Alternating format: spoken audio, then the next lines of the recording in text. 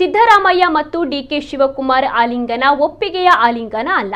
ಬಲಾತ್ಕಾರದಲ್ಲಿ ಆಲಿಂಗನ ಆದರೆ ಆದಷ್ಟು ಬೇಗ ಡಿವೋರ್ಸ್ ಆಗುತ್ತೆ ಎಂದು ಸಿದ್ದರಾಮಯ್ಯ ಅವರ 75ನೇ ಹುಟ್ಟುಹಬ್ಬದಂದು ದಾವಣಗೆರೆ ಸಮಾವೇಶದಲ್ಲಿ ಪರಸ್ಪರ ಆಲಿಂಗಿಸಿಕೊಂಡ ಸಿದ್ದು ಮತ್ತು ಡಿಕೆಶಿಗೆ ಸಚಿವ ಸುನೀಲ್ ಕುಮಾರ್ ಅವರು ಟಕ್ಕರ್ ನೀಡಿದರು. ಉಡುಪಿಯ ಮಣಿಪಾಲದಲ್ಲಿ ಮಾತನಾಡಿದ ಇಂಧನ ಸಚಿವರು, ಕೇವಲ ಯಾರದೋ ಬಲಾತ್ಕಾರದಿಂದ ಅವರಿಬ್ಬರ ನಡುವೆ ಆಲಿಂಗನ ಆಗಿದೆ, ಯಾವಾಗ ಡೈವೋರ್ಸ್ ಆಗುತ್ತೆ ಎಂಬುದನ್ನು ಕಾದು ನೋಡಬೇಕಷ್ಟೇ. ಸಿದ್ದರಾಮಯ್ಯ ಹಾಗೂ ಡಿಕೆಶಿ ಆಲಿಂಗನ ಬರೀ ಬಲಾತ್ಕಾರದ ಆಲಿಂಗನ ಅಂತ ಹೇಳಿದರು. ಮತ್ತು ಡಿಕೆ ಶಿವಕುಮಾರ್ ಅವರ ಆಲಿಂಗನ ಪರಸ್ಪರ ಒಪ್ಪಿಗೆಯ ಮುಖಾಂತರ ಆಗಿರುವಂಥ ಆಲಿಂಗನ ಅಲ್ಲ.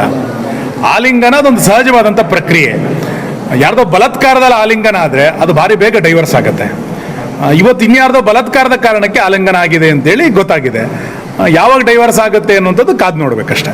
ಈ ಹಿಂದೆ ಸ್ಥಳೀಯ ಸಂಸ್ಥೆಗಳ ಚುನಾವಣೆಯಲ್ಲಿ ಕಾಂಗ್ರೆಸ್ ಯಾವ ರೀತಿ ಮೀಸಲಾತಿಗಳನ್ನು ಮಾಡಿತ್ತು? ನಾವು ಅತ್ಯಂತ ಪಾರದರ್ಶಕವಾಗಿ ಚುನಾವಣಾ ಆಯೋಗಕ್ಕೆ ಅದನ್ನು ಸಲ್ಲಿಸಿದ ನಂತರ ಆಕ್ಷೇಪಣೆಗಳನ್ನು ಕೊಟ್ಟಿದ್ದೇವೆ. ಆಕ್ಷೇಪಣೆಗಳಿದ್ರೆ ಸಲ್ಲಿಸಲಿ, ಸಾರ್ವಜನಿಕ ಆಕ್ಷೇಪಣೆ ಆದ ನಂತರ ಅದನ್ನು ಕೊಡೋದು. ಈ ಹಿಂದೆ ಅಧಿಕಾರದಲ್ಲಿ ಬಹುಕಾಲ ಇದ್ದಂಥ ಸಂದರ್ಭದಲ್ಲಿ ಯಾವ ರೀತಿ ಕಾಂಗ್ರೆಸ್ ನಡ್ಕೊಂಡಿದೆ ಅಂತ ಗೊತ್ತಿದೆ. ಈಗ ಅವರು ಇನ್ಯಾರಿಗೂ ಬುದ್ಧಿ ಹೇಳುವಂಥ ಅಗತ್ಯತೆಗಳಿವೆ.